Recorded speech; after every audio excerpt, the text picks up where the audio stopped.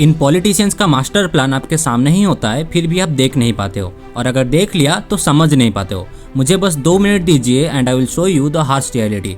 So let's say आप ज़्यादा पढ़े लिखे नहीं हो और आपकी बाइक खराब हो जाती है, तो आप उसे मैकेनिक के पास लेके जाते हो, और क्योंकि आप पढ़े लिखे नहीं हो तो वो मैकेनिक जानबूझ के आपको ठगने के लिए 2-3 भारी भारी अंग्रेजी के शब्द बोलता है और कहता है कि गाड़ी का एक पार्ट खराब हो गया है और इसे चेंज करने के लिए 2000 रुपये लगेंगे। और क्योंकि आप ज़्यादा पढ़े लिखे नहीं हो और आपको बाइक्स के बारे में भी ज़्यादा कुछ पता नहीं है, इसलिए आप मैकेनिक से कुछ सवाल भी नहीं करते हो और आप उसे 2000 रुपये दे देते हो, जबकि उस बाइक को रिपेयर करने के लिए एक्चुअली बस 100 रुपये लगता। सो बेसिकली उस मैकेनिक ने आपको ठग लिया। पर अगर आप पढ़े लिखे होते और अगर आपको बाइक्स के बारे में थोड़ा बहुत भी पता होता तो वो मैकेनिक आपको ठगने की कोशिश ही नहीं करता, और अगर कोशिश करता तो भी आप उसे ये सवाल करते कि 2000 क्यों भाई, मुझे भी बाइक्स के बारे में थोड़ा बहुत पता है, इस एक पार्ट का प्राइस तो 2000 हो ही नहीं सकता।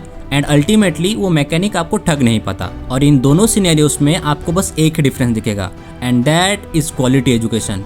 It means if you are educated then you can't be manipulated easily, but if you are not then people will manipulate you very easily। तो अब इन सिनेरियोस में से बाइक को हटा के हमारे देश को रख लो और मैकेनिक को हटा के पॉलिटिशियंस को। And let me tell you that इन पॉलिटिशियंस को अच्छे से पता है कि देश के लोग अगर एजुकेटेड होंगे तो वो उन्हें ठग नहीं पाएंगे और करप्शन नहीं कर पाएंगे, क्योंकि पढ़े लिखे लोग हर चीज में क्वेश्चन करते हैं और इन नेताओं के पास तो कोई जवाब होता है नहीं। पर अगर लोग अनपढ़ होंगे तो ये लोगों के साथ आराम से करप्शन कर पाएंगे। और बस इसीलिए सरकार हमारे एजुकेशन सिस्टम को सुधारने की कोशिश ही नहीं करती, ताकि आप लोग अनपढ़ रहो और वो लोग आपके साथ अच्छे से करप्शन कर सके। और मैं ये गारंटी दे सकता हूँ कि अगर हमारे देश के हर गवर्नमेंट स्कूल में टॉप नॉच क्वालिटी एजुकेशन मिलना शुरू हो जाए तो हमारा देश अगले 10 सालों में वहाँ पहुँच सकता है जहाँ आप सोच भी नहीं सकते। और अगर आपको जानना है कि एजुकेशन सिस्टम को बदलने से देश कैसे बदलेगा तो मुझे फॉलो कर लीजिए and I will make a part 2 of this video.